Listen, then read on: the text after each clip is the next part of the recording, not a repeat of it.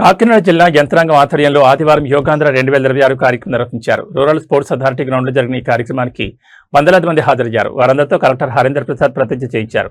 Kakinada city MLA Vanamadi Kondababu, ఎమ్మెల్సీలు కర్రి పద్మశ్రీ, పేరాబత్తుల రాజశేఖర్, ఇతర ప్రజాప్రతినిధులు, జిల్లా స్థాయి అధికారులు యోగా చేశారు. యోగా పోటీల్లో విజేతలకు బహుమతి ప్రదానం చేశారు. అనంతరం వారు మీడియాతో మాట్లాడారు.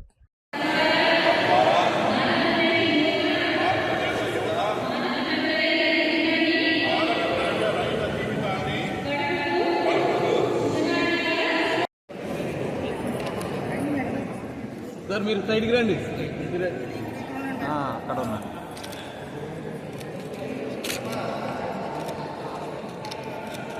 ఈ రోజున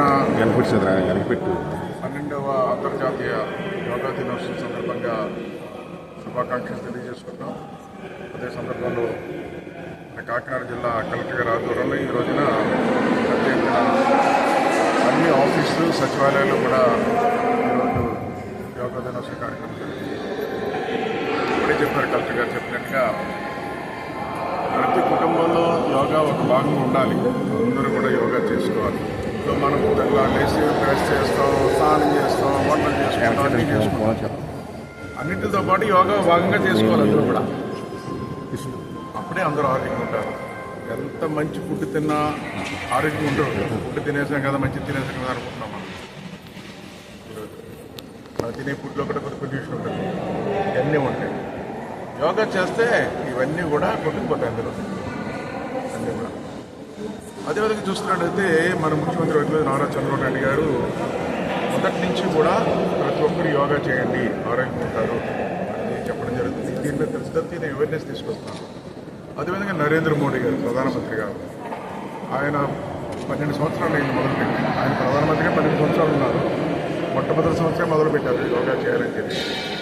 ఈ రోజున అటువంటి యోగానండి దీన్ని ప్రమోట్ చేయాలి, దేశవ్యాప్తంగా చేయాలని చెప్పి మన ఆంధ్రప్రదేశ్లో 11వ యోగా అంతర్జాతీయ దినోత్సవం సందర్భంగా మన ముఖ్యమంత్రి గారు విశాఖపట్నంలో 1,000 మందితో చేయాలని చెప్పి ఒక సంకల్పం తీసుకున్నారు.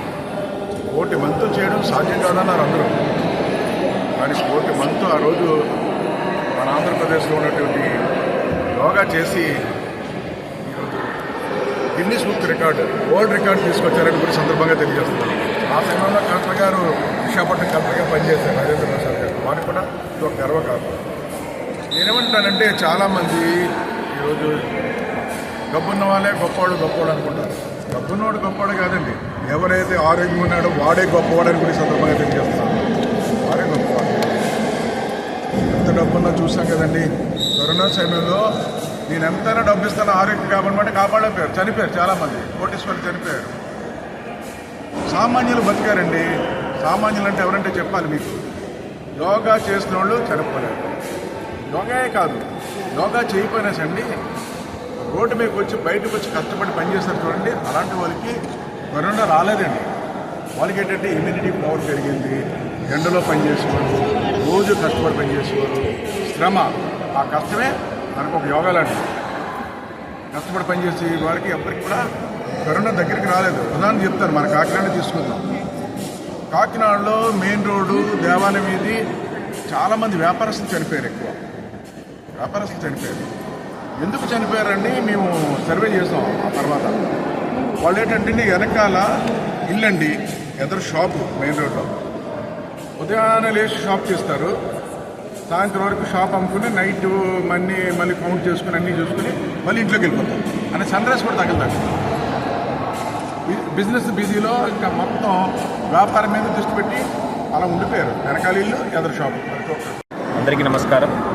ఈరోజు 12వ అంతర్జాతీయ దినోత్సవ సందర్భంగా రాష్ట్ర వ్యాప్తంగా, ఇన్ఫ్యాక్ట్ ప్రపంచవ్యాప్తంగా యోగా దినోత్సవం మనము సెలబ్రేట్ చేస్తున్నాము. ఈ సందర్భంగా కాకినాడ జిల్లా ప్రజలందరికీ అంతర్జాతీయ యోగా దినోత్సవ శుభాకాంక్షలు తెలియజేస్తున్నాను. మన కాకినాడ జిల్లాలో, కాకినాడ నగరంలో జిల్లా స్థాయి కార్యక్రమం ఈరోజు ఏర్పాటు చేయడం జరిగింది. దీంట్లో శాసన మండలి సభ్యులు పద్మశ్రీ గారు, రాజశేఖరం గారు, శాసన సభ్యులు గౌరవనీయులు కొండబాబు గారు, వారితో పాటు జిల్లా సంబంధించిన వివిధ శాఖ సిబ్బంది, స్థానిక ప్రజలు ఇలా అందరూ కూడా పార్టిసిపేట్ చేయడం జరిగింది.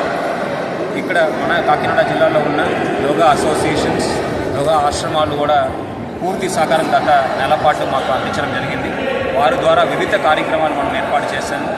మన దగ్గర ఉన్న ప్రామినెంట్ టూరిస్ట్ ప్లేసెస్లో కూడా యోగా కార్యక్రమాలు ఏర్పాటు చేయడం జరిగింది. అన్నవరం దేవస్థానంలో, సామర్లకోటలో ఇలాంటి పలు ప్రాంతాల్లో మనము యోగా కార్యక్రమాలు నిర్వహించాము. యోగా గురించి ప్రజలకి అవగాహన తీసుకువెళ్ళాలి.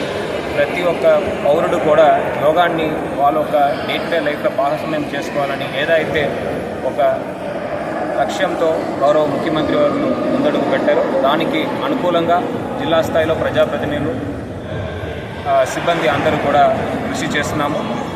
ఇది ఈ ఒక నెల యోగాంధ్ర కార్యక్రమంలోనే పరిమితం కాకుండా ప్రతిరోజు కూడా మనము ప్రాక్టీస్ చేయాలని ఈ సందర్భంగా ప్రజలందరినీ కోరుతున్నాను.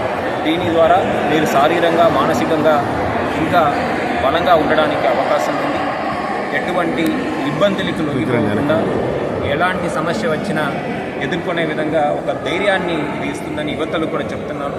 వాళ్ళు చాలామంది ఎగ్జామ్ ప్రెషర్స్ వల్ల క్యారియర్లో ఉన్న కొన్ని అందరికీ నమస్కారం. ఈరోజు కాకినాడ డిస్ట్రిక్ట్ స్పోర్ట్స్ అథారిటీలో మనం 12వ అంతర్రాష్ట్రీయ యోగా దినోత్సవం జరుపుకోవడం అయింది ఈరోజు. సో బేసిక్గా యోగా చెప్పాలంటే yoga is the journey of the self, through the self and to the self. అంటే యోగా పుట్టింది మన కోసం మన భారతదేశంలో వేల సంవత్సరాల ముందు.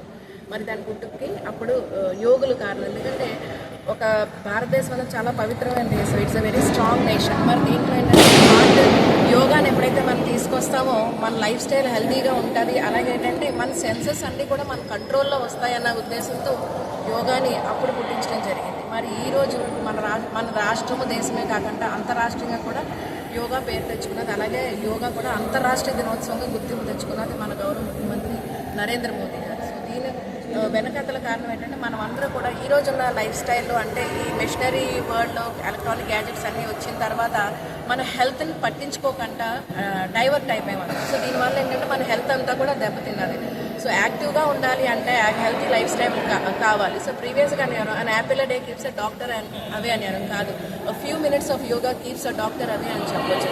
ఎప్పుడైతే మనము మన కోసం కొంత సమయాన్ని కేటాయిస్తామో డెఫినెట్లీ మన లైఫ్ స్పాన్స్ పెరిగి మనకి ఒక సంతోషకరమైన లైఫ్, ఒక స్ట్రెస్ లేని లైఫ్, ఒక రిలాక్స్ ఉన్న లైఫ్ మనకి దొరుకుతుంది. సో దీనికి యోగాని మనం ఎలా కావాలంటే అలా తీసుకోవచ్చు. అంటే యోగా మనం చెప్పొచ్చు ఇది చేయడానికి ఒక ఏజ్తో సంబంధం లేదు. Age is just a number అని అనొచ్చు.